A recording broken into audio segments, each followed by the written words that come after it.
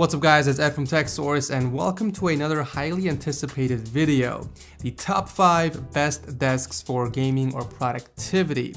If there's a desk that you guys really think deserves to be on this list and I didn't feature it, make sure to drop a link to it down below, because I will be doing a part 2 and maybe even a part 3, depending on how many likes we can get on this video.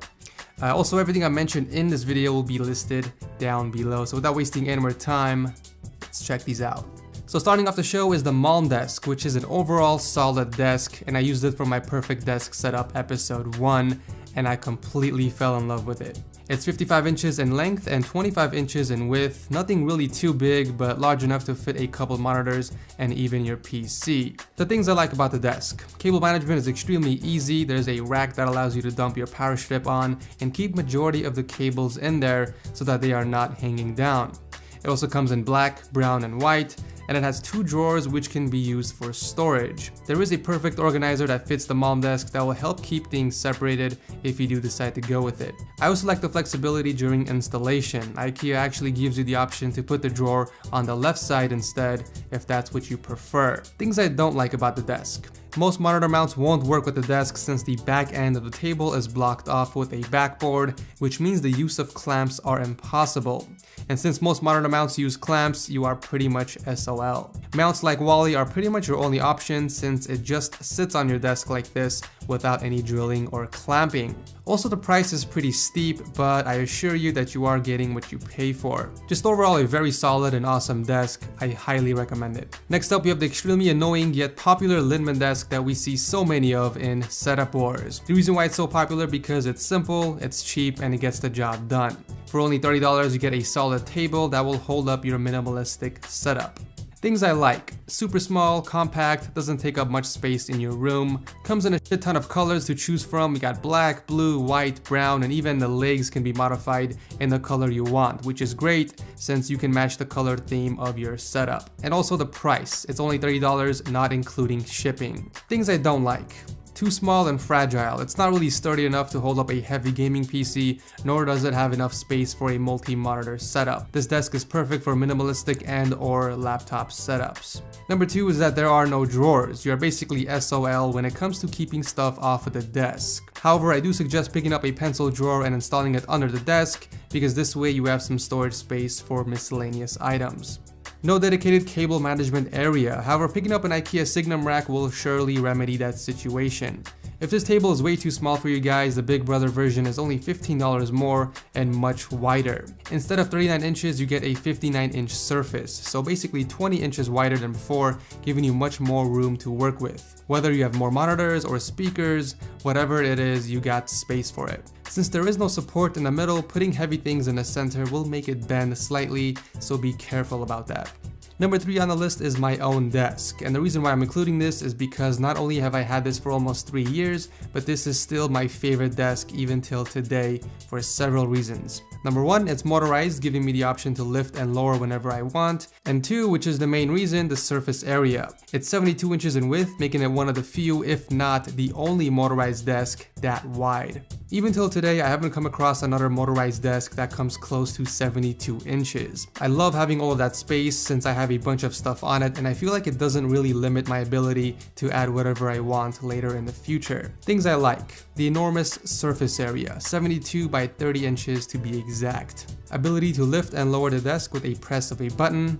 Extremely sturdy and well built. This table has been through hell the past 2.5 years and it still works like new.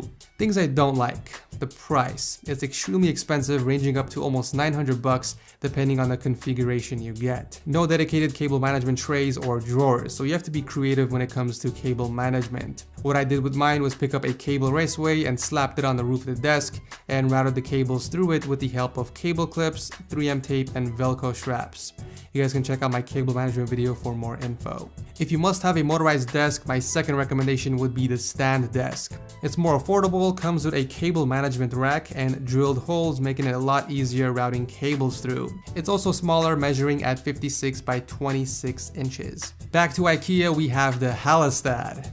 What? IKEA has amazing desks. This is more of a modded desk since it requires the Hallestad tabletop and 2 Alex drawer units. You basically use the drawers as support and slap on the tabletop. I really like this top specifically because it has an aluminum brushed finish which looks really good. Alto from Setup Wars episode 17 rocked this exact table layout and it just looked so damn good. Things I like: very large surface area. This tabletop comes in either 74 or 98 inches for its width. That's crazy long. The premium feel and look. Flexibility. You don't have to buy IKEA drawers. You can actually place it on top of two objects that have the same height. And finally, the sturdy build. Even with all that stuff in the middle, it's still as straight as Mel Gibson.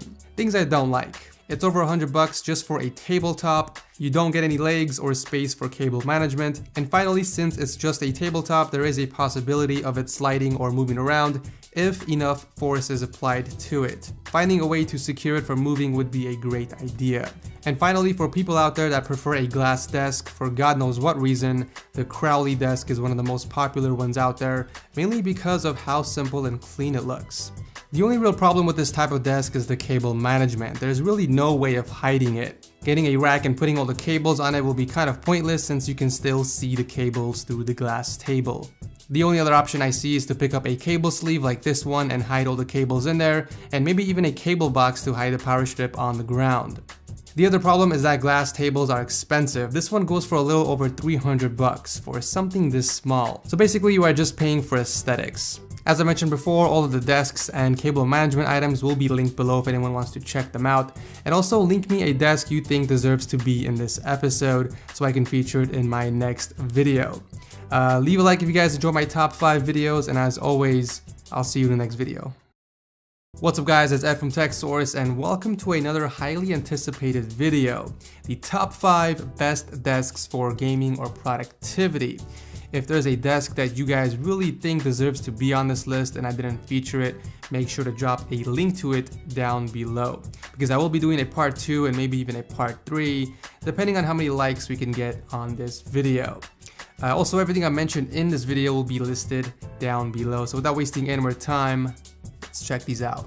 So starting off the show is the Malm desk, which is an overall solid desk, and I used it for my perfect desk setup episode 1, and I completely fell in love with it. It's 55 inches